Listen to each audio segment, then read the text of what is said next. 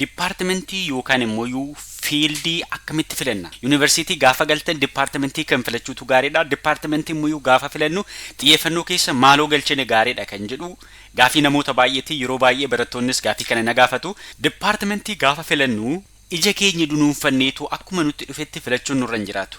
Waan jireenya keenya murteessu waan ta'eef xiyyeeffannoodhaaf filachuun barbaachisaadha.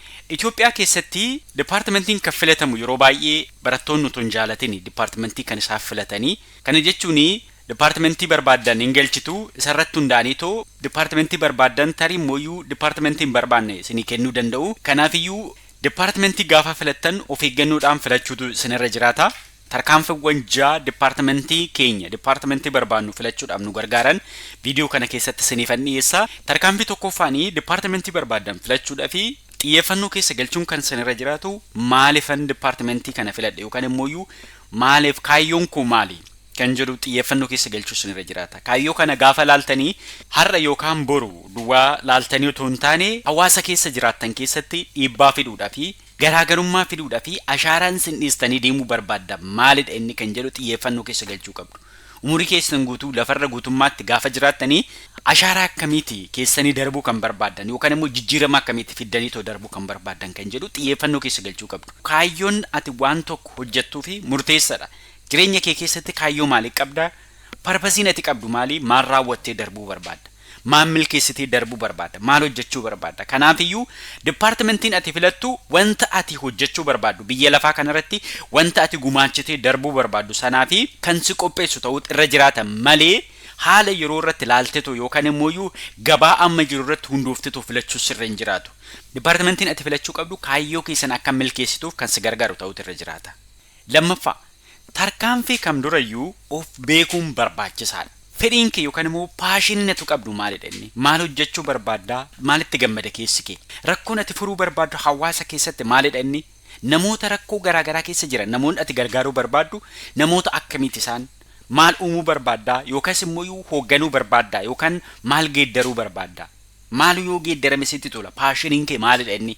Fiildii yookaan dipaartimentii yookaan muummee sin barattan filachuudhaan duratti dursitanii too maal akka barbaadan paashinii akkamii akka qabdan dursitanii beekutu isinirra jiraata jechuudha. Kuni dipaartimentii si filattaniif illee akka gaayidiitti sin gargaara.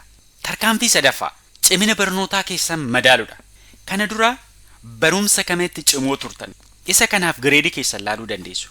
Barnoota kamiin qabxii gaarii qabaachaa turtan hanga ammaatti. Yeroo tokko immoo qabxii gaariis qabaachuu baattaniitu barnoonni gaafa isin barattan sinitti tolu kamiidha inni? Isa gaafa adda baastanii salphaadhumatti dipaartimentii filachuudhaaf yookaan immoo muummee barnootaa keessan murteessuudhaaf sin gargaara. Barnoota tokko yooma baay'ee nutti ulfaateyyuu baay'ee waan jaalanuu fi gatii barbaadamu hunda kaffalla. Kanaaf barnoota kamiidha? Kan ati itti cimaa taate yookaan immoo kan ati gatii kaffaluu fi barbaaddu. Kanaafiyyuu isa adda baasuun isteeppii sadaffaadha.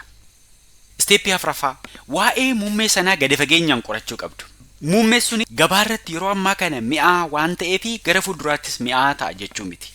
Fakkeenyaaf yeroo tokko barattoonni FB yookaan immoo ikoonomiksii gaafa baratan baay'ee barbaadamaa ture ikoonomiksiin. Yeroo biraa immoo akkaawuntingiitu barbaadamaa ture. Yeroo biraa meedisinii barbaadamaa ture. Haalli gabaa yeroodhaa yerootti hin geeddarama. Haa ta'uyyuu malee waa'ee muummee sanaa qorachuun barbaachisaadha. Hojii irratti akkamiidha muummee suni? Eebbifamtoonni kanaan dura turani maal fakkaatu? Jireenyi isaanii maal keessa darbu maal hojjechaa turan kan jedhu akkasumas immoo gara fuulduraatti kaayyoo keessan galmaan ga'uudhaaf yeroo baay'ee maastarsii PhD gara fuulduraatti deemtaniitu barachuun barbaaddu yoo ta'e muummeen suni carraa maastarsii PhD akkasumas post dookii gara fuulduraatti riisarchi illee hojjettanii riisarchara yoo taatan carraan inni gara fuulduraatti qabu maal fakkaata kan jedhu xiyyeeffannoo keessa galchuu isinirra jiraata.